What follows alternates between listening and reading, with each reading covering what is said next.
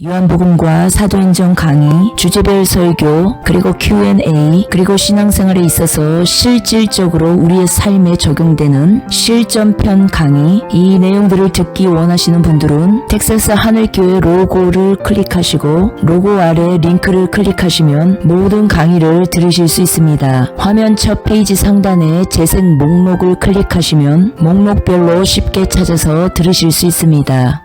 예, 여러분 우리가 오늘 이 시간에는요 사도행전 2장 말씀 함께 보도록 하겠습니다. 예, 여러분 사도행전 2장을 우리가 전체 내용을 볼 때 먼저는 세 파트로 나누어져 있는 것이 보이죠. 먼저 처음 파트는 사도행전 2장 1절에서 13절까지 소 제목이 무엇입니까? 성령이 임하시다 라고 되어 있어요. 그리고 두 번째 파트는 14절에서 42절까지 소 제목이 무엇입니까? 베드로의 오순절 설교라고 소 제목이 붙어 있어요. 그리고 마지막 세 번째 파트는 43절에서 47절까지 소 제목이 무엇이라고 되어 있어요? 믿는 사람이 모든 물건을 통용하다라는 소 제목으로 세 번째 파트가 마무리됩니다. 먼저는 여러분 이렇게 분류를 해 놓으시고 사도행전 2장을 함께 보기를 원해요. 그리고 그 전에 사도행전 1장 내용이 무엇인지 우리가 그것을 전제에 두고 2장으로 연결해서 보실 수 있어야 돼요. 사도행전 1장의 핵심은 무엇이었습니까? 하나님 나라에 대한 말씀이었고, 하나님 나라는 무엇과 연결이 되어요? 물침례. 그리고 물침례에서 끝이 아니라 몇 날이 못 되어 성령 침례를 받게 될 것이야. 그 내용이 핵심 내용이었다는 것이에요. 그 성령 침례는 무엇이에요? 오직 성령이 너에게 임하시면 내 증인이 될 것이라고 말씀하셨어요. 그러면서 가룟 유다, 자살한 가룟 유다의 그 자리, 죽은 그 가룟 유다의 그 자리에 누가 들어옵니까? 마띠아. 성경에서 마띠아는 특별히 그 사람의 인물에 대해서 제시해 놓은 부분들이 없는데, 우리가 기독교 고대 전승에 들어가서 보면요, 마띠아에 대해서 기록이 되어 있어요. 그런데 그 기록을 보면은 무엇이라고 말을 하냐면 자기 자리에서 조용히 자기 일을 잘 해낸 자라고 기록이 되어 있습니다.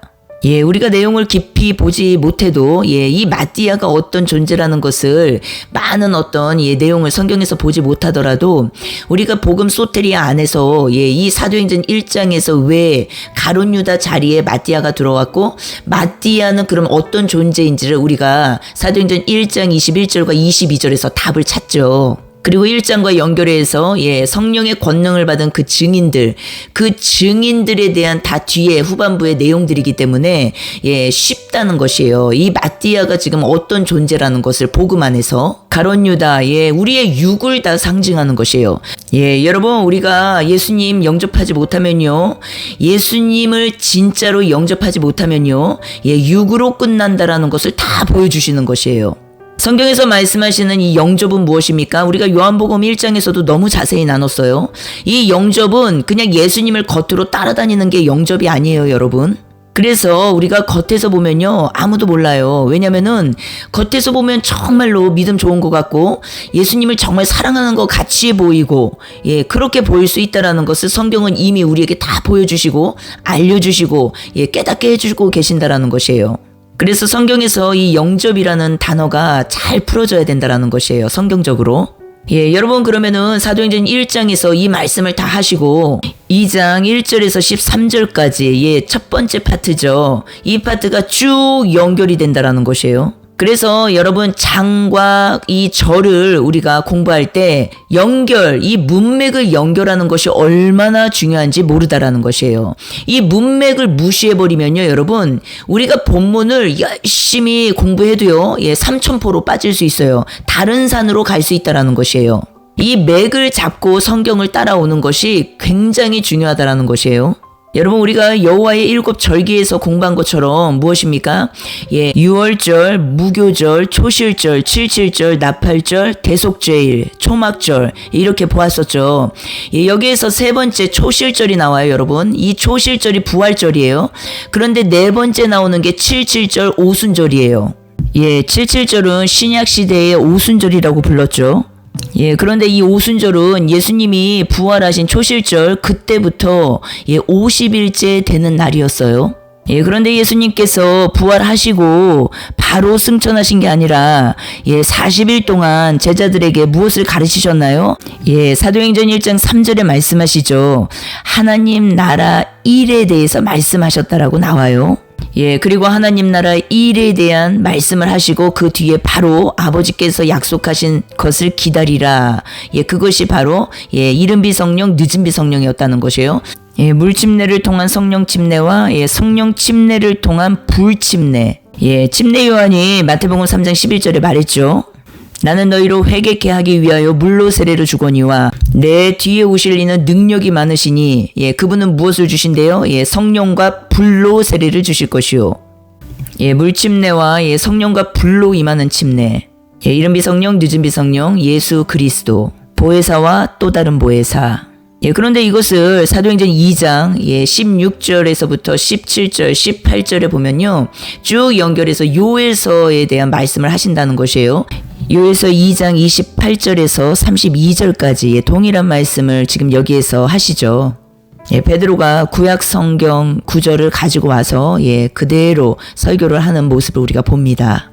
그런데 중요한 것은 요엘서 2장 내용 전체 내용을 보면은 소 제목이 18절 바로 위에 붙어있는 소 제목이 보이시죠. 이른 비와 늦은 비를 적당하게 주시다.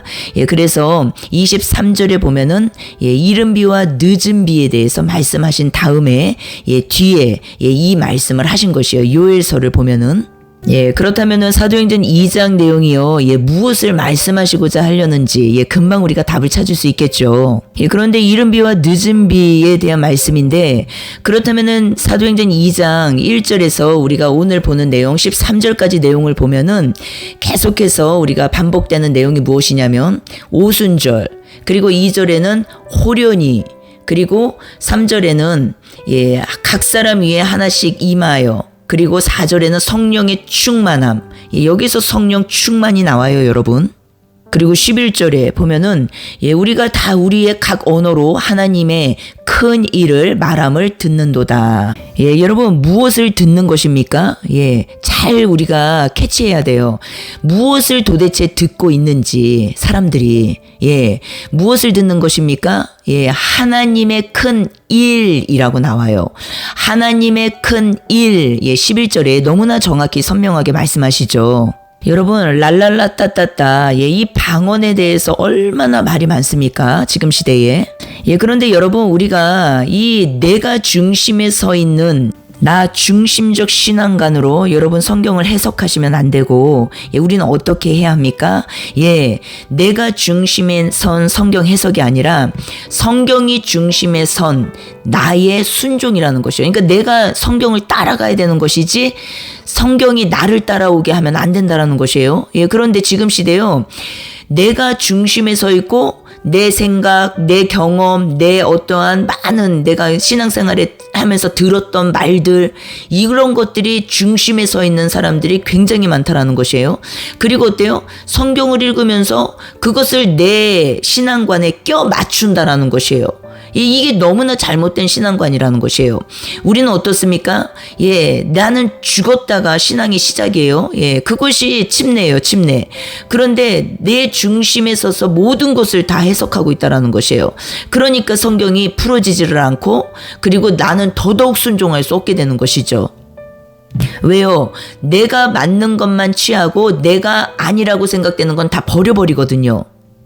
이것이 결국 나 중심적 신앙관이라는 것이에요. 그런데 여러분 사도행전 2장을 자세히 보십시오.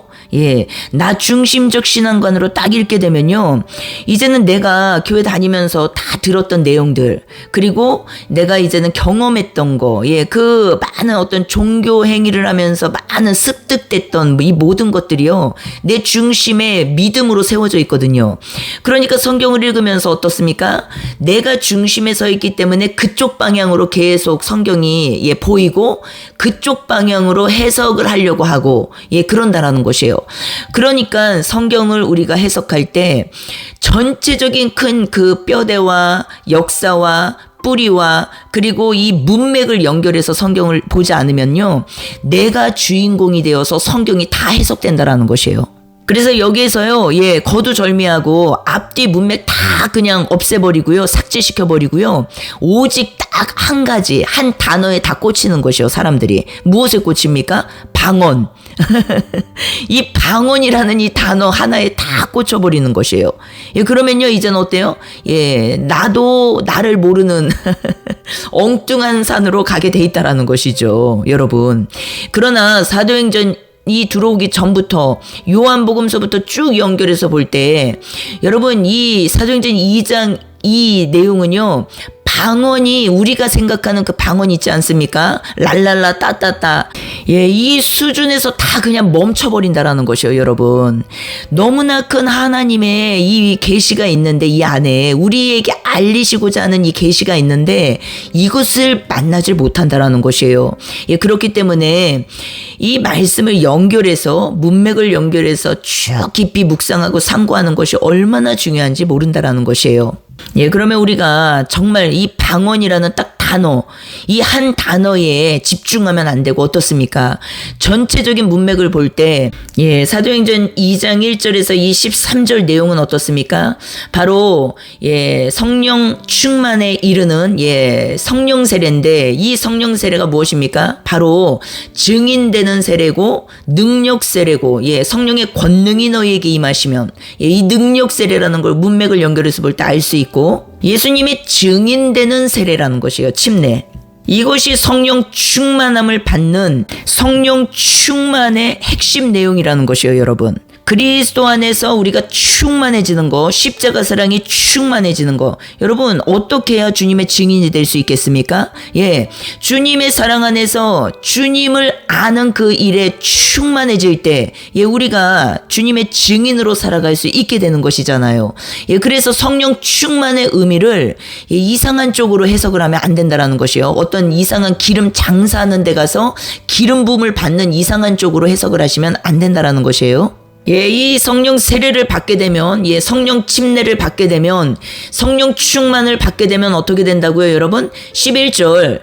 하나님의 큰 일을 말하게 되고 그 하나님의 말씀하시는 그 일들을 듣고 알게 된다라는 것이에요. 그것이 13절에 무엇입니까? 여기 또 새 술이 나와요. 새 술. 이 새 술이 무엇입니까? 새로운 피조물들에게 오는 성령 충만. 그 성령 충만인데 지금 2장 13절에서 유대인들은 이것이 무엇인지 모르니까 술 취했다라고 조롱을 하고 있거든요. 그 내용을 다 설명하는 것이에요. 주님께 취한 거죠. 예수님께 취한 것이에요. 지금 성령 충만은 예수님께 사로잡힌 것을 말하는 것이고, 성령 충만은 십자가 사랑에 사로잡힌 것을 말하는 것이에요. 이른비 성령은 십자가 사랑을 받은 것이고 십자가 사랑으로 덮인 것을 말하는 것이고, 성령 충만은 무엇이라고요? 십자가 사랑으로 사로잡힌 자예요. 사로잡힌 자. 그래서 에베소서 5장 16절에도 말씀하시지 않습니까? 세월을 아끼라, 때가 악하니. 그러므로 너희가 어리석은 자가 되지 말고 주의 뜻이 무엇인지 이해하라. 그 말씀 뒤에 18절에 술 취하지 말라. 이는 방탕한 것이니 오직 성령으로 충만함을 받으라 라고 말씀하셨어요. 그런데 이 말씀 위에 열매 없음에 대해서 말씀하시고 뒤에 이 말씀을 하신 것이에요. 11절에 에베소서 5장 11절에 열매 없는 어둠의 일에 참여하지 말고 도리어 책망하라. 이 열매에 대해서 말씀하시고, 이 열매는 무엇입니까? 9절에 빛의 열매는 모든 착함과 의로움과 진실함에 있느니라. 모든 착함은 무엇입니까? 오직 선하신 분은 하나님 한 분이시니 선. 무엇입니까? 바로 영에 대한 내용이에요. 영. 영은요, 우리가 바꾸고 고치는 것이 아니에요. 그대로 받아들이는 것이에요. 하나님의 영, 하나님의 말씀. 그러나 의로움은 무엇입니까? 예수님의 의를 말하는 것이에요. 십자가 사랑. 그리고 진실함은 무엇입니까?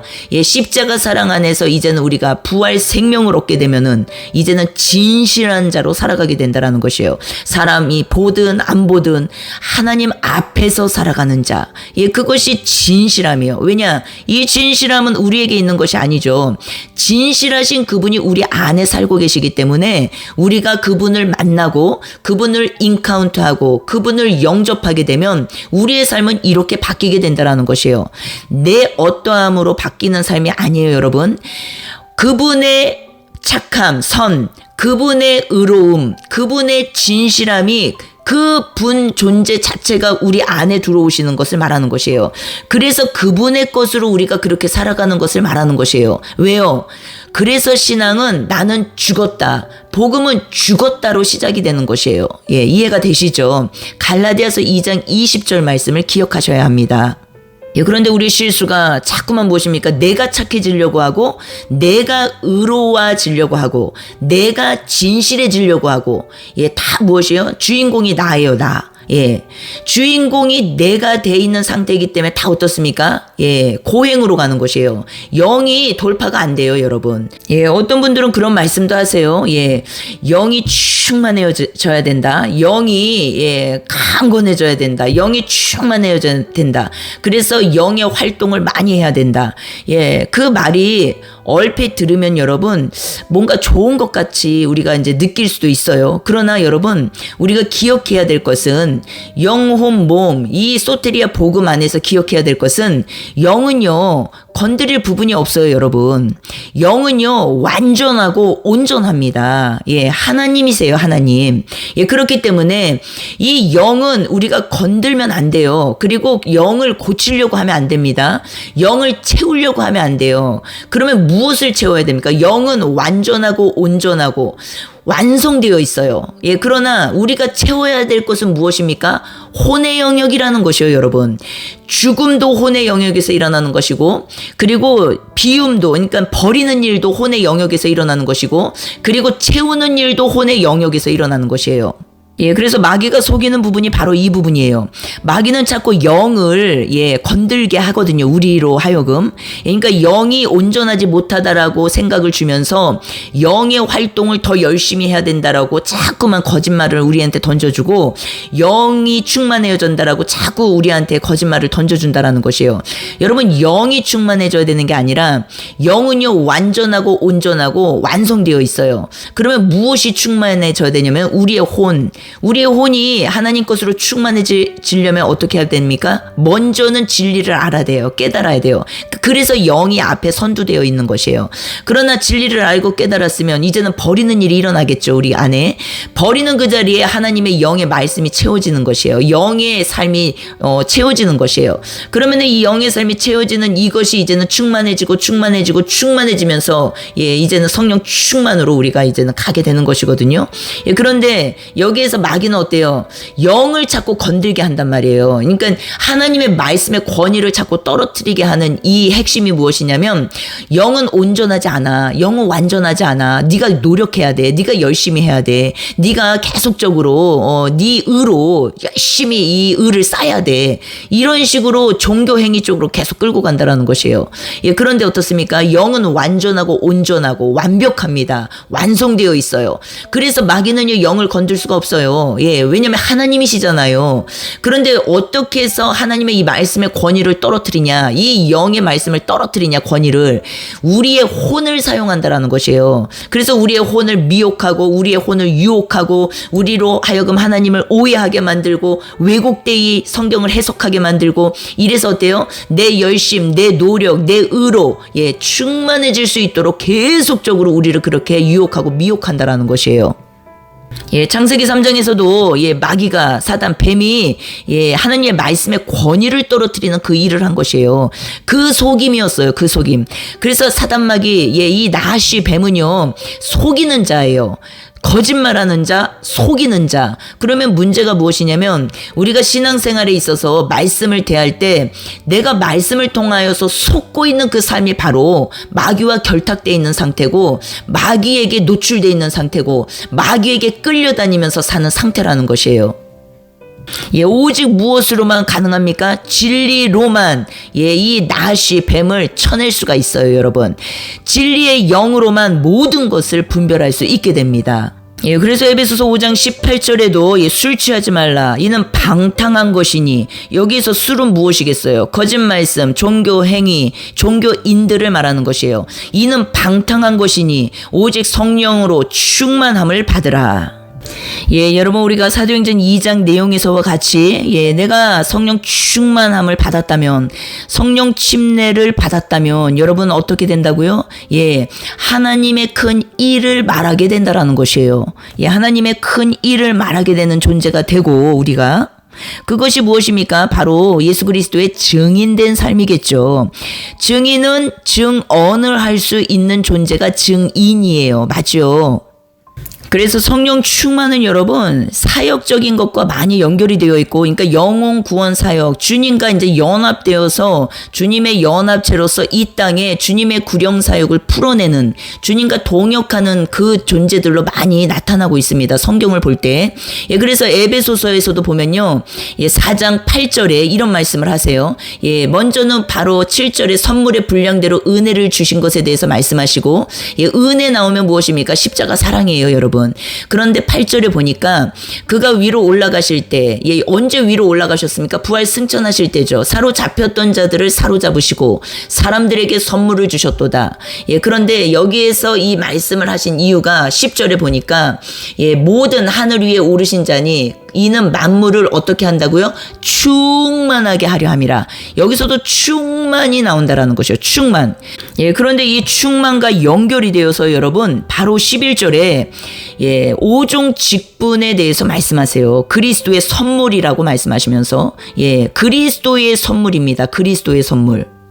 그런데 11절에 뭐라 말씀하세요? 사도, 선지자, 복음 전하는 자, 목사, 교사, 이 내용 지금 사역과 다 연결이 되어 있는 말씀을 하고 계신다라는 것이에요. 10절에 충만에 대해서 말씀하시고, 그리고 이 충만은 무엇과 연결이 되어 있다라고요? 사로잡으셨다. 승천하실 때 초실절, 부활절을 얘기하는 것이에요. 사로잡혔던 자들을 사로잡으셨다. 이 말씀이 무엇입니까? 누구에게 사로잡혀 있었어요? 마귀, 사단 마귀, 원수 마귀. 그런데 그 사로잡혔던 자들을 예수님께서 십자가에 죽으심과 부활하심을 통하여서 어때요? 이제는 그들을 사로잡게 되셨다라는 것이에요. 그러니까 누구에게 사로잡혀 있었던 우리라고요? 마귀, 사단 마귀. 예수님 영접 못하면, 십자가 대속 안으로 들어오지 못하면 다 무엇입니까? 이 세상 신에게 다 붙들려 사는 삶이잖아요. 그런데 그 자들을 십자가 대속을 통해서, 죽으심과 부활하심을 완성시키심으로 통하여서, 부활 승천하심을 통하여서 이제는 그들을 사로잡으셨다라는 것이에요. 그 사로잡힘 받은 그 자들에게 주신 선물, 그 선물이 바로 11절. 어떤 사람은 사도로, 어떤 사람은 선지자로, 어떤 사람은 복음 전하는 자로, 어떤 사람은 목사로, 어떤 사람은 교사로 삼으셨다라는 것이에요. 여러분 보십시오. 우리가 예수님 만나고요, 예수 생명으로 일어나잖아요. 새롭게 태어나잖아요. 그러면요, 제일 먼저 바뀌는 것이요, 복음 전하는 삶이에요. 그런데 여기 11절 안에 복음 전하는 자가 있습니까? 없습니까? 있어요. 내가 사도는 아닐지라도, 선지자는 아닐지라도, 목사는 아닐지라도, 교사는 아닐지라도 복음 전하는 자, 누구든지 복음 전하는 자로 다시 태어나게 된다라는 것이에요. 여러분 성령 충만이 연결이 되십니까? 사도행전 2장에서도 연결이 되죠. 1장 8절에 성령의 권능이 너에게 임하면 이제는 내 증인이 될 것이다. 예수 그리스도의 증인된 삶. 그리고 2장으로 넘어와서도 역시 성령 충만에 대해서 말씀하시고, 이 성령 충만은 다른 구절과 연결해서 우리가 볼 때 이렇게 사역적인 주님의 몸이 되어서 그리스도의 사역에 이제는 동역되는 삶, 그 삶으로 풀어지는 내용들이 많이 있다라는 것이에요. 여러분 그래서 사도행전 2장 2절에 무엇을 말씀하세요? 불의 혀가 나옵니다. 불의 혀. 여러분 우리가 이 불의 혀를 어디서 보았습니까? 야고보서 3장에서 보았죠. 야고보서 3장 6절에 보면은 혀는 곧 불이요 불의의 세계라. 혀는 우리 지체 중에서 온몸을 더럽히고 삶의 수레바퀴를 불사르나니 그 사르는 것이 지옥불에서 나느니라. 여러분 우리가요 과거에는 이 지옥불에서 나는 혀를 가지고 살았다는 것이에요. 불의의 세계. 그러나 지금 사도행전 2장 2절에 말씀하시는 이 불의 혀는 무엇입니까? 성령의 불의 혀예요. 성령의 불의 혀. 예, 지옥불에서 나는 이 모든 불의의 불의 혀에서 이제는 성령의 불의 혀, 이 지옥불에서 나는 이 불의 혀의 이 모든 일들, 이 가증스럽고 더러운 이 모든 것들이 이제는 하나님께서 우리를 태워버리시고, 예, 이제는 어때요? 성령의 불의 혀로 예, 살아가게 하신다라는 것을 다 말씀하시는 것이에요. 그것이 증언을 하는 증인들이라는 것이에요. 예, 여기에서도 야고보서 3장 6절에 이 혀, 불의 혀에 대해서 말씀하시고, 예, 그리고 5장으로 연결해서 볼 때, 야고보서 5장으로 연결해서 볼 때 7절에 이른 비와 늦은 비에 대한 말씀을 또 하신다라는 것이에요. 예, 동일한 패턴입니다, 지금. 예, 여러분, 우리가 방언, 이 한 단어에 집중돼서, 예, 랄랄라 따따따에 집중돼서, 여러분, 얼마나 이 혼이 묶여버려가지고 기도 생활도 하는지 몰라요. 성경에서 말씀하시는 이 불은 여러분 랄랄라 따따따가 핵심이 아니라 성경에서 말씀하시는 이 불, 사도행전 2장에서 말씀하시는 이 불의 혀는 무엇입니까? 성령 충만은 무엇입니까?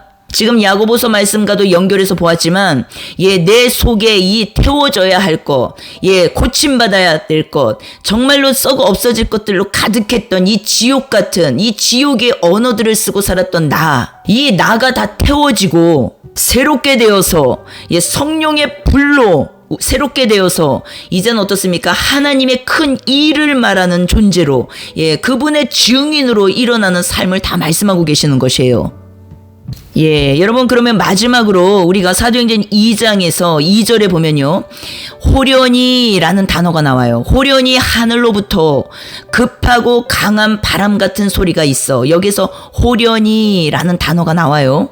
예, 여러분, 우리가 이 호련히라는 이 단어를, 예, 순식간에 갑자기 나도 모르는 사이에, 예, 막 몇 초간에, 예, 이런 의미로 우리가 많이 이제는 이 호련이라는 단어를 생각하거든요. 그런데 여러분, 성경에서 말씀하시는 이 호련이라는 단어는요, 예, 깊이 들어가서 보면은 그런 의미보다 더 깊은 의미가 있다라는 것이에요. 이 단어를요, 여러분, 잘못 해석을 하면은, 예, 우리가 일확천금을 꿈꾸는, 예, 낙하산을 타는, 예, 그런 일로 생각할 수가 있어요. 갑자기 그냥 순식간에 나는 아무것도 한 것이 없는데, 그냥 싹 변해버리는 거 있잖아요. 무슨 마술 부리는 것처럼.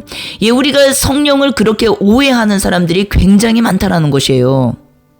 예, 그런데 여러분, 그렇지 않다라는 것이에요. 예, 마태복음 17장에 보면요, 변화산 사건이 나와요. 예, 여기에서 변화산 사건, 예수님이요, 예, 이제는 이 부활의 몸으로 변하는 그 모습을 제자들에게 보여주시죠.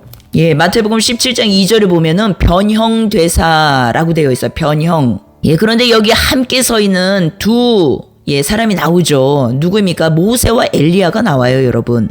예수님과 함께 서 있는 모세와 엘리야가 나온다라는 것이에요. 예, 그러면 모세는 무엇이고 엘리야는 무엇입니까? 예, 구약. 그리고 엘리야는, 예, 구약의 마지막 선지자이지 않습니까? 그리고 엘리야로 온, 예, 물침례, 예, 세례 요한에 대해서 우리가 보았어요.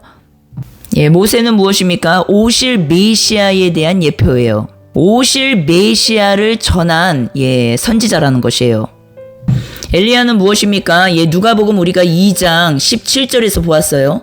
예, 세례 요한에 대한, 예, 이 말씀인데, 세례 요한이 어떻게 된다고요? 이제 태어날 때 세례 요한이 어떻게 된다고요? 모태에서부터 성령 충만함을 받아, 예, 어떻게 된다고요? 예, 그가 엘리야의 심령과 능력으로 주 앞에 먼저 와서, 예, 여기서 보세요. 엘리야의 심령. 예, 엘리야와 누가 연결이 되어 있습니까? 예, 지금 세례 요한이 연결되어 있어요. 그런데 세례 요한도 마찬가지고 엘리야도 마찬가지고 이 심령이 무엇입니까? 예, 심령에 대해서 우리가 봐야 돼요. 아버지의 마음을 자식에게, 거스르는 자를 의인의 슬기에 돌아오게 하고 주를 위하여 세운 백성을 준비하리라. 엘리야가 핵심이 아니라, 세례 요한 그 사람이 핵심이 아니라 심령. 예, 이 심령이 무엇이냐? 바로 아버지의 마음을 자식에게, 거스르는 자를 의인의 슬기에 돌아오게 하고 주를 위하여 세운 백성을 준비하리라. 예, 여러분 구약 성경 마지막이 무엇입니까? 말라기서. 예, 말라기 4장 5절 6절에 보면요. 보라, 여호와의 크고 두려운 날이 이르기 전에 내가 선지자 엘리야를 너희에게 보내리니 그가 아버지의 마음을 자녀에게로 돌이키게 하고 자녀들의 마음을 그들의 아버지에게로 돌이키게 하리라. 돌이키지 아니하면 두렵건대 내가 와서 저주로 그 땅을 칠까 하노라. 예, 여러분 세례 요한에 대한 내용 누가복음 1장 17절 말씀과 동일한 말씀이죠. 예, 그래서 신약 성경의 시작 마태복음을 보면요. 예, 3장에 물침례가 나오는데 세례 요한 물침례가 나오는데 이 물침례의 핵심은 무엇입니까? 예, 아버지께로 마음이 돌아오는 것이라는 것을 우리가 금방 알 수 있다라는 것이에요. 예, 그래서 마음이 없는 모든 종교 행위가 예, 회개가 아직 안 된 것이라는 것이에요. 예, 하나님께 돌아오는 것은 여러분 마음이 돌아오는 것을 말하는 것이에요. 마음. 그래서 성령도 마음에 부으시는 성령이라고 말씀하시는 것이에요. 예, 무슨 회개겠습니까? 예, 열매 없는 삶. 예, 그리고 어때요? 예, 지옥불에서 나는 혀로 살았던 삶. 예, 마음이 지옥 같은 삶.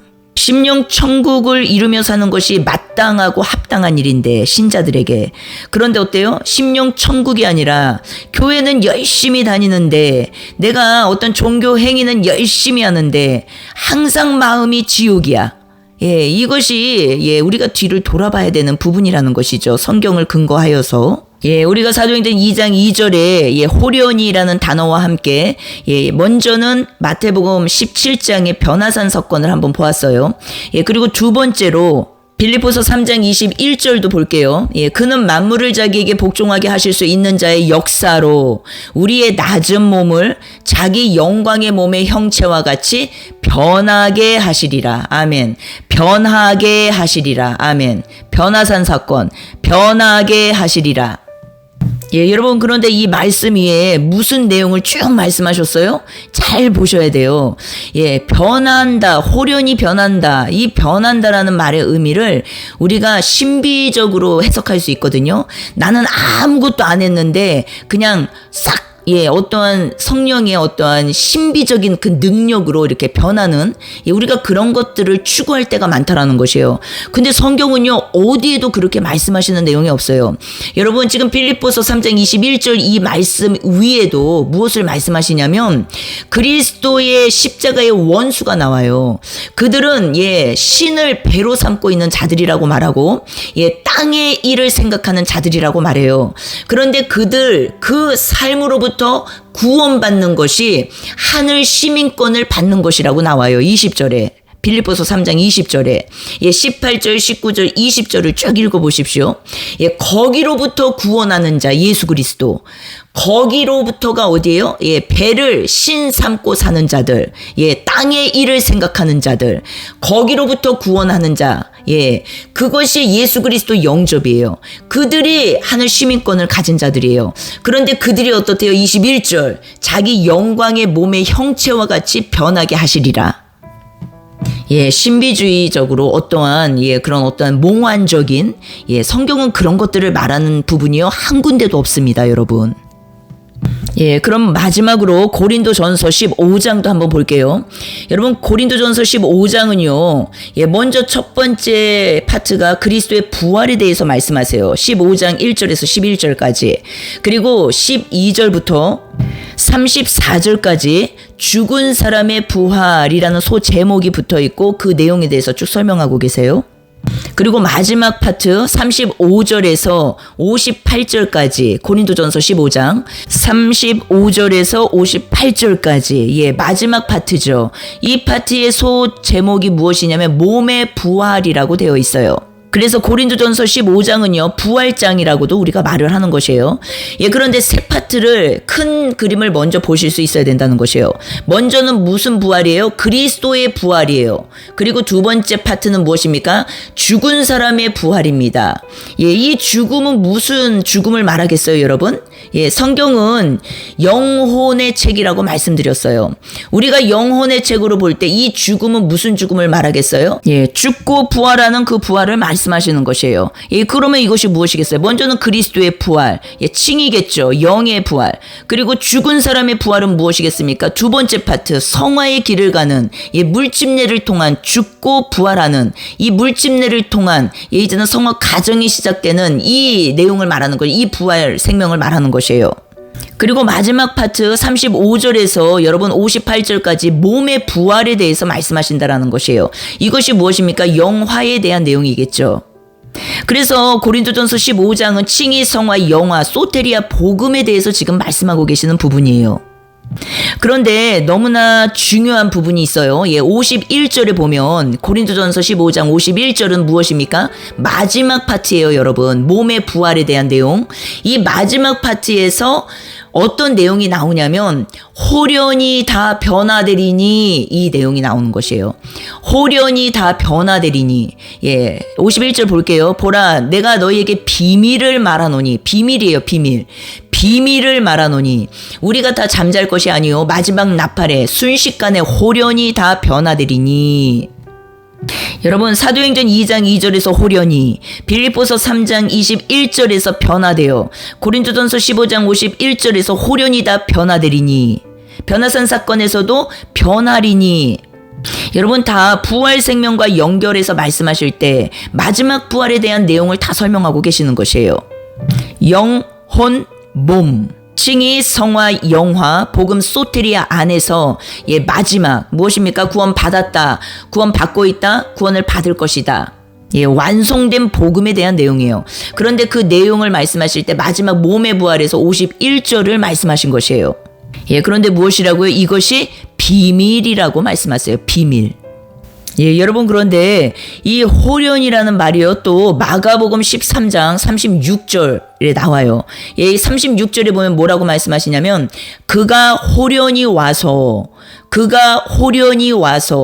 예, 너희가 자는 것을 보지 않도록 하라. 깨어 있으라. 내가 너희에게 하는 이 말은 모든 사람에게 하는 말이니라. 예, 부활의 주께서 언제 오실런지 모른다라는 것이에요, 여러분. 홀연히 그분이 오신다라는 것이에요. 홀연히. 그런데 핵심 내용은 무엇입니까? 깨어있으라예요. 깨어있으라. 예, 우리가 열처녀 비유에서도 보았죠. 예, 다섯 처녀. 예, 지금 결혼식에 들어간 다섯 처녀와 결혼식에 들어가지 못한, 예, 다섯 처녀가 있어요. 예, 그 내용에서도 마지막에, 예, 핵심 교훈이 무엇이었습니까? 깨어있으라였어요. 깨어있으라.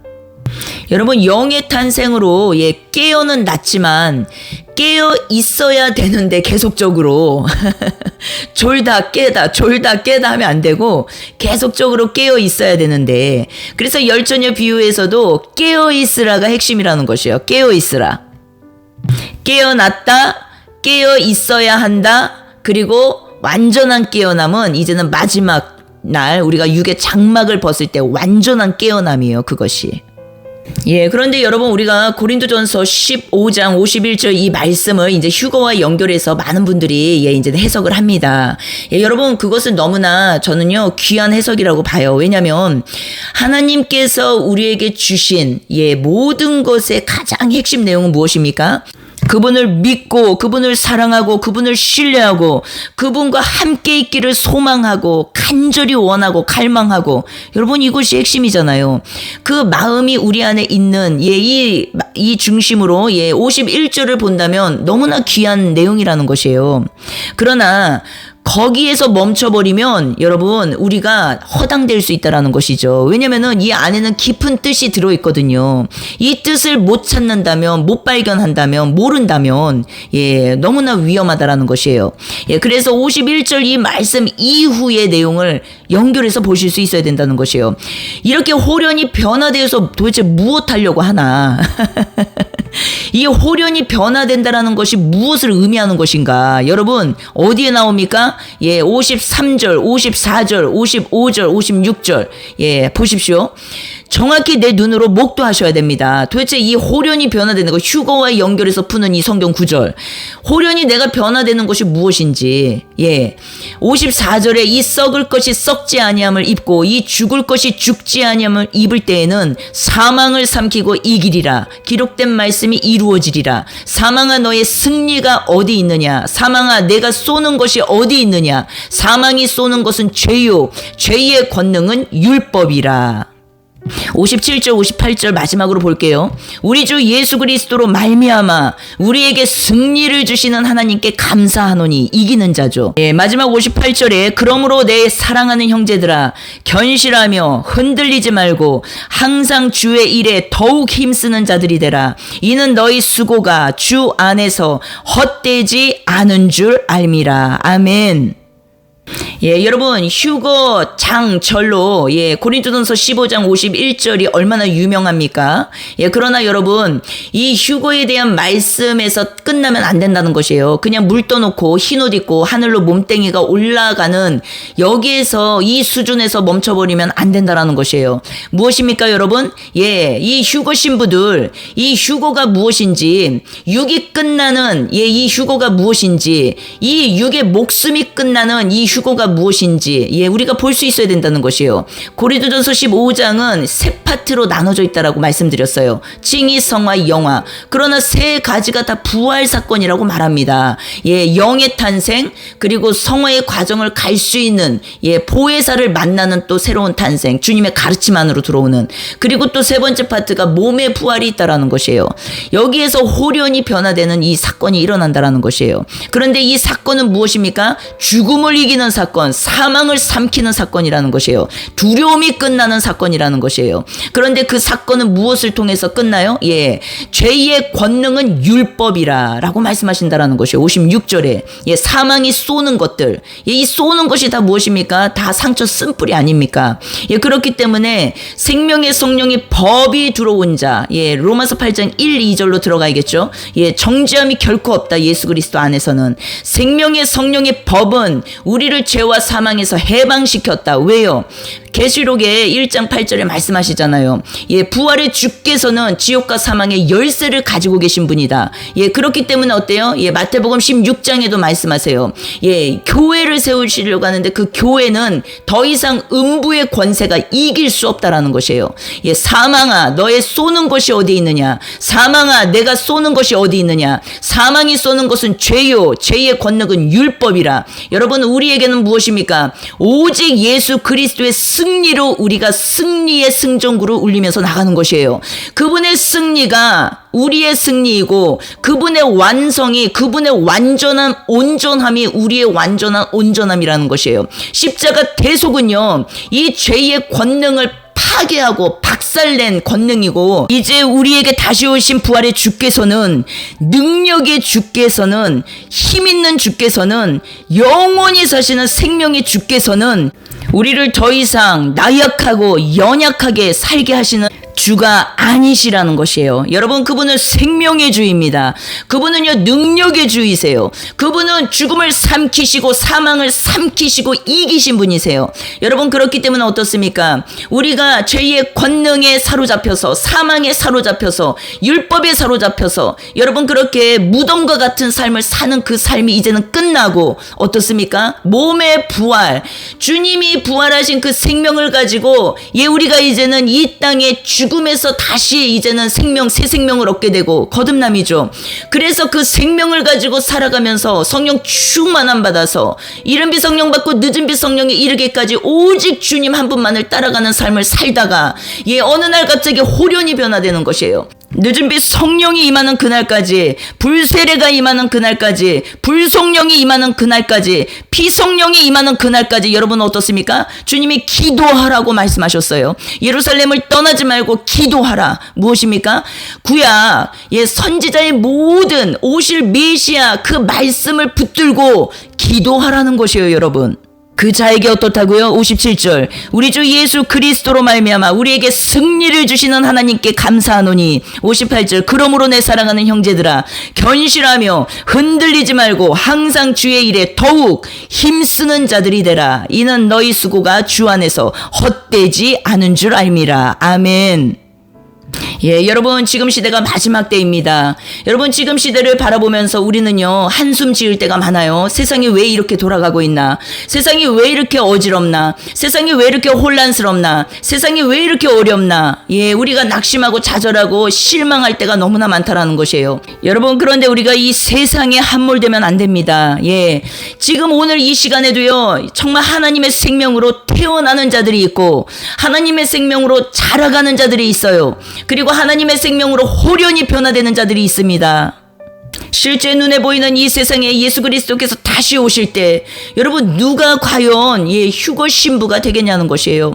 우리가 몸이 그냥 들려 올라가는 것이 그저 그냥 이 땅이 두렵고 무섭고 이 땅이 지겨워서 그냥 그 한 가지 이유로 그분을 그렇게 기다린다면 여러분 그것이 얼마나 지금 잘못 깨닫고 있는 것인지 모른다라는 것이에요. 휴거 신부, 그분을 따라 올라갈 그 휴거 신부들이 누군지를 성경을 통해서 자세히 볼 수 있어야 된다는 것이에요. 그들은 누구라고요? 사망을 삼키고 사망이 쏘는 것은 죄요 죄의 권능은 율법이라. 여러분 사망을 이긴 자예요. 이기는 자, 이긴 자, 승리자라는 것이에요. 디모데후서 2장에도 말씀하시지 않습니까? 승리자의 관을 얻는 자가 있어요. 그러나 2장 5절에 그 자는 누구냐면은 경기하는 자가 법대로 경기하지 아니하면, 여기서 이 법은 생명의 성령의 법이에요. 로마서 8장 2절 말씀. 정죄함이 더 이상 없고 생명의 성령의 법대로 경기하는 자가 승리자의 관을 얻게 될 것이라는 것이에요. 이것이 몸의 부활을 지금 말씀하시는 것이에요. 고린도전서 15장 마지막 부분, 마지막 파트. 그런데 여기에서 이 내용에서 여기서만 그치면 안 되고 어떻습니까? 4절에 자기 생활에 얽매이지 않는 자라는 것이에요. 자기 생활에 얽매이지 않는 자. 그리고 2절에 충성된 사람에게 부탁할 수 있는 자, 가르칠 수 있는 자. 그리고 10절에 보면은 택함 받은 자들을 위하여 모든 것을 참음은 그리스도 예수 안에 있는 구원을 영광과 함께 받게 하려 하심이라. 아멘. 그리고 11절에 죽었으면 또한 함께 살 것이요. 12절 참으면 함께 왕노릇할 것이니 라고 말씀하세요. 예수님과 함께 왕노릇할 자. 요한계시록 20장의 이 첫째 부활의 참여자들은 신부들을 말하는 것이에요. 그러면은 이 신부들이 누구인지를 우리가 성경을 통해서 자세히 볼 수 있어야 된다는 것이에요, 여러분. 여러분 우리가 두려워서 음모론을 따라다니고, 두려워서 휴거론을 따라다니고, 두려워서 여러분 많은 것들을 하고 있다면 여러분 그거는 시작도 안 된 것이에요. 두려움은 무엇입니까? 지금 이 몸의 부활과 이 코로 연결이 돼 있습니다, 여러분. 죽음이 끝나는 것이에요. 사망이 끝나는 것이에요. 그리고 이제는 내가 완전히 주님 안에서 십자가에 가려진 생명이라는 것이에요. 죽은 생명이라는 것이에요, 완전히. 근데 이 죽은 생명이 지식이 아니라 실제라는 것이에요, 실제. 십자가가 실체라는 것이에요, 여러분. 부활이 실체라는 것이에요, 여러분. 그래서 부활 생명을 가진 자들은 죽음이 이제는 끝난 자들이고 죽음이 두렵지 않기 때문에 그분의 증인으로 살아갈 수 있게 되는 것이에요. 여러분 요한복음에서 우리가 마지막에 보았죠. 요한복음 20장에서 19절에요. 예수님이요 부활의 주께서 찾아오셨을 때 어떻게 하고 있었어요, 제자들이? 유대인들이 자기들을 십자가에, 예수님을 죽인 것처럼 자기들을 십자가에서 죽일까봐 두려워서 무서워서 숨어 있었다라고 나와요. 이 무서움, 이 두려움, 이 죽음에 대한 이 무서움, 두려움 때문에 숨어 있는 그들에게 누가 찾아가신 것이에요? 부활의 주께서 찾아가셔서 성령 받으라, 성령 받으라 라고 말씀하셨다라는 것이에요. 여기서 성령, 하기오스 푸뉴마입니다. 여러분 주님은 오늘도 우리와 함께하고 계세요. 주님은요 내가 택한 자, 아버지께서 나에게 주신 자, 나는 한 사람도 잃지 않는다라고 말씀하세요. 그분은요 우리를 떠나신 적이 없어요. 그분은요 우리를 나 몰라라 하신 적이 없어요.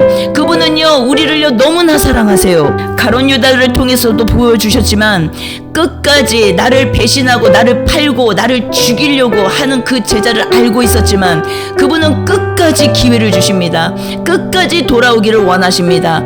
그분의 마음을 우리가 볼 수 있어야 돼요. 그러나 어떻습니까? 이 욕심, 탐심, 사심 때문에 결국은 주님을 파는 자가 되는 이 가룟 유다의 모습을 우리는 보고 경각심을 가져야 한다라는 것이에요. 여러분, 가룟 유다처럼 이 예수님을 파는 것이요 일면 돈에만 해당이 되는 것이겠습니까? 돈은요, 여러분, 탐심의 이 총체적인 어떤 모델로 보여주시는 것이에요. 그러나 우리 안에 이 돈 외에도 탐심, 사심, 욕심으로 예수님을 팔로우하는 그 일들이 너무나 많다라는 것이에요.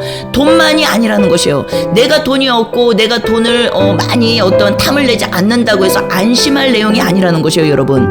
내 안에 욕심, 탐심, 사심으로 주를 따라가는 이 일들이 얼마나 많이 있는지 모른다라는 것이에요. 예, 그것이 신비주의도 될 수 있고, 예, 그것이 또 영지주의, 은사주의, 또 은혜주의, 은혜야 하면서 주저앉아 버리는 삶, 은혜주의 너무나 많다라는 것, 자유주의, 신사도 운동, 너무나 미혹이 많다라는 것이에요, 지금 이 시대에. 예, 여러분, 마지막으로 우리가 주님의 음성을 듣고 끝내기를 원합니다. 주님께서 오늘도 우리에게 무엇라 말씀하십니까? 깨어있으라, 깨어있으라, 깨어있으라. 신 곳에서